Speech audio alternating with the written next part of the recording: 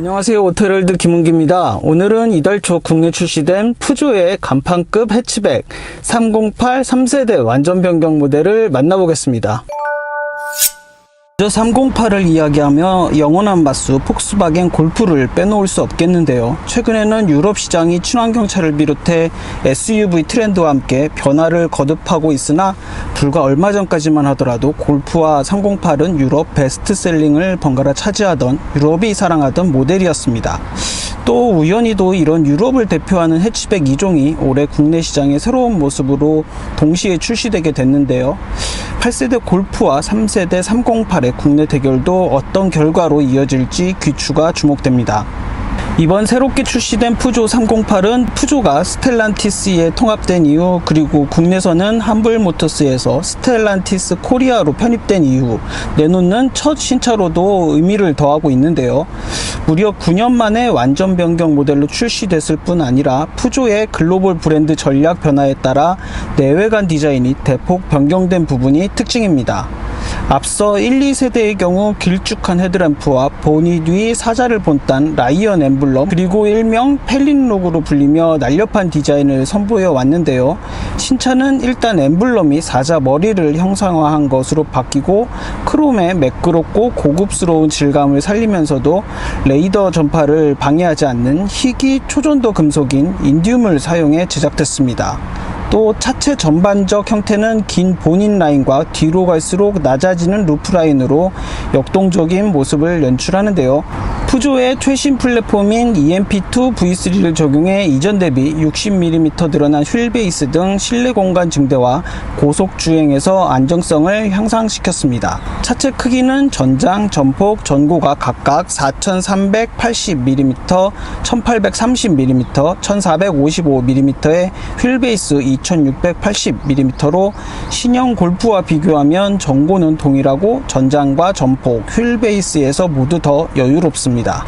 전면 디자인은 날카로운 칼로 조각한 듯 정교한 헤드램프를 비롯해 사자의 송곳니를 형상화한 가로형 주간주행 등이 브랜드 정체성을 강조하면서도 감각적이고 세련된 인상을 전달합니다. 측면은 가파른 각도의 윈드실드를 비롯해 역동적 캐릭터 라인과 두꺼운 C필러 디자인 등을 통해 정차 상태에서도 날렵한 실루엣을 유지했습니다. 후면의 3D LED 테일램프는 푸조의 상징인 사자의 발톱을 형상화했고요. 스모크 글라스로 감싼 좌우 리어 램프를 잇는 디테일은 시각적으로 차를 더 넓어 보이게 하는 효과를 발휘합니다. 또 낮은 루프 라인은 공기저항과 소음을 감소시켜 공기저항 계수 0.28cd를 나타냅니다. 해치백 모델인 만큼 공간 활용성도 중요하게 살펴볼 부분인데요. 푸조 308은 기본 412리터 트렁크 공간을 제공하고 60대 40 폴딩 시트를 활용할 경우 최대 1323리터의 확장성을 발휘합니다. 또 트렁크 도어의 경우 2m 이상으로 열려 키가 큰 성인이 이용하기에도 용이해 보입니다. 실내 디자인은 앞서 선보인 508 디자인에서 진보된 느낌인데요. 비행기 조종석에서 영감을 받은 푸조만의 아이 콕핏 컨셉트는 컴팩트한 D컷 스티어링 휠과 대시보드 상단에 위치한 계기판을 통해 우수한 가시성을 전달할 뿐 아니라 직관적 사용에도 편리합니다. 또 10인치 고해상도 중앙 터치스크린은 사용하기 쉽고 응답성이 빠르고, 그 아래에 위치한 터치식 아이토글 디스플레이는 필요에 따라 공조, 전화, 미디어, 애플리케이션 등을 전환하여 제어 버튼을 선택할 수 있는 부분이 눈에 띕니다. 또한 운전자 기호에 맞게 중앙 스크린 뒤쪽부터 도어 패널까지 이어진 앰비언트 LED 라이팅은 8개 색상으로 커스터마이징 할 수 있으며 블루투스 기능을 통해 최대 2대의 전화를 동시에 연결 가능한 부분도 장점입니다. 파워트레인은 1.5L 블루 HDI 엔진과 EAT 8단 자동 변속기가 맞물려 최고 출력 131마력, 최대 토크 30.6kgm의 성능을 발휘합니다.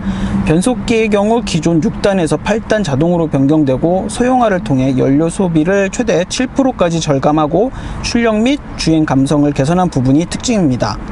과거 수동과 자동 변속기의 중간쯤에 위치하던 MCP 변속기를 떠올리면 큰 변화로 생각됩니다. 참고로 해당 모델의 연비는 복합 17.2km/L이며 킬로미터당 이산화탄소 배출량은 108g을 나타냅니다. 또 서스펜션은 앞쪽에 맥퍼슨 스트럿, 뒤쪽에 가변형 크로스 멤버가 적용됐습니다. 이 밖에 푸조 308의 편의 및 안전사양으로는 스탑앤고 기능이 포함된 어댑티브 크루즈 컨트롤과 운전자 주의 알람 시스템, 교통표지 인식 시스템, 차선 이탈 경고 시스템, 전방 충돌 알람 시스템, 사각지대 충돌 알람 시스템, 전후방 주차 보조 시스템, 후방 카메라 등이 기본 탑재됐습니다. 알리르와 GT 두 가지 트림으로 판매되는 푸조 뉴 308의 국내 판매 가격은 각각 3,680만원, 4,230만원으로 책정됐습니다. 자, 이제 본격적인 주행을 시작해 볼까요? 먼저 정차 상태에서 시동을 걸면 아무래도 디젤 엔진이라 소음은 그다지 크게 거슬리지 않는 편인데 이 진동이 살짝 좀 거슬립니다. 드라이브 모드 버튼이 있는데요, 스포츠, 노멀, 에코 이렇게 세 가지로 구성됩니다. 각 모드에 따라서 그래픽 색상이 조금 바뀌는 것을 알 수 있고요. 지금 정차 상태에서도 엔진음이 살짝 좀 실내로 유입되죠. 외부에서 들려오는 엔진음은 그렇게 거슬리지 않는데 정차 상태에서도 확실히 이 디젤 엔진이다 보니 어쩔 수 없게 이렇게 약간의 디젤차 특유의 걸걸걸하는 소음이 실내로 유입되는 부분을 알 수 있습니다. 스티어링 휠 디자인은 크기는 이전이랑 거의 비슷해요.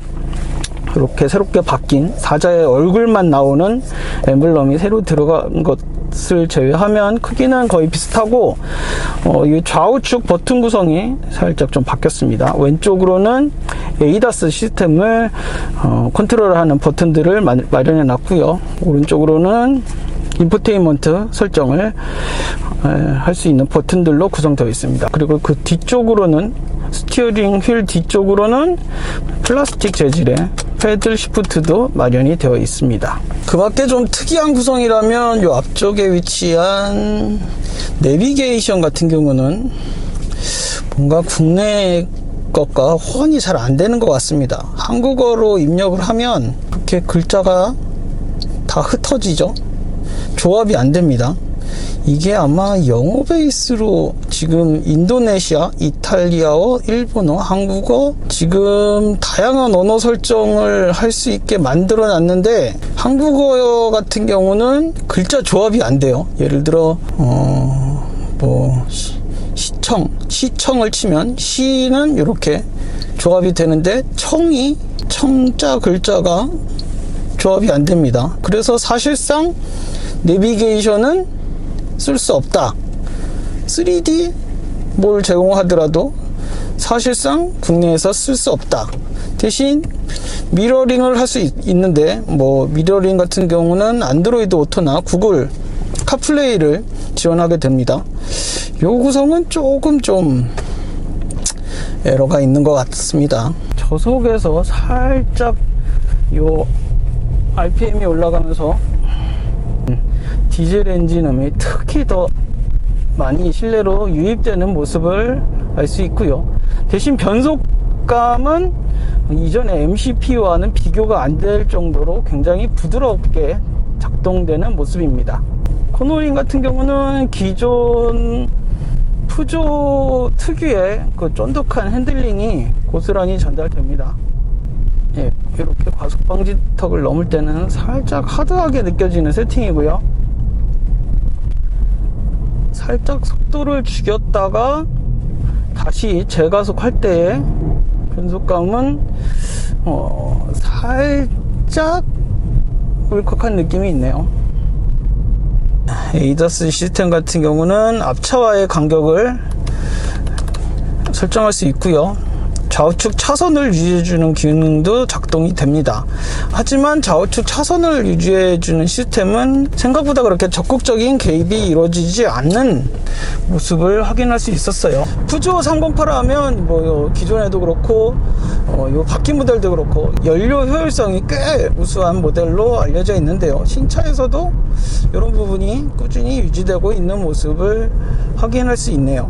노멀 상태에서 추월 가속력도 나쁘지 않아요. 지금 한 80km대로 달리고 있는데 여기서 가속 페달 밟으면 바로 추월 가속력도 괜찮고요. 무엇보다 이 스티어링 휠에 대한 감도 그렇지만 약간 고속으로 갈수록 무게감을 더하는 세팅도 굉장히 마음에 듭니다. 308, 이 신형 308 같은 경우는 국내에 디젤 엔진 모델이 먼저 들어왔지만 해외에는 친환경 모델도 있어요. 친환경 모델을 먼저 좀 우선적으로 도입했으면 어땠을까 하는 약간의 아쉬움도 들고요. RPM이 올라가면서 요 엔진음이 확실히 조금씩 가솔린 엔진의 그 뭔가 좀 스무스한 느낌과는 좀 다르죠. 살짝 좀 거칠다는 느낌이 있습니다. 기존에는 이런 디젤 엔진에 살짝 좀 스트레스를 주는 이런 것들이 높은 연료 효율성 때문에, 그리고 가솔린 대비 낮은 연료비로 인해 감쇄가 됐어요. 하지만 지금에 와서는 확실히 해치백인 거는 둘째고, 요 디젤 엔진을 얹었다는 부분이 살짝 조금 아쉽게 전달됩니다. 그런 부분을 제외하면 기존 308에서 디자인이 좀 더 최근 트렌드에 맞게, 아주 지금 가장 최근 출시된 브랜드 중에서도 디자인만큼은 확실히 경쟁력을 갖고 있다고 볼 수 있겠는데요. 특히 젊은 세대들에게 이런 부분을 크게 어필하게 될 것 같습니다. 오늘은 이렇게 3세대 완전 변경 모델로 새롭게 출시된 푸조의 간판급 해치백 뉴 308에 대해서 알아봤습니다. 저는 지금까지 오토헤럴드 김은기였습니다.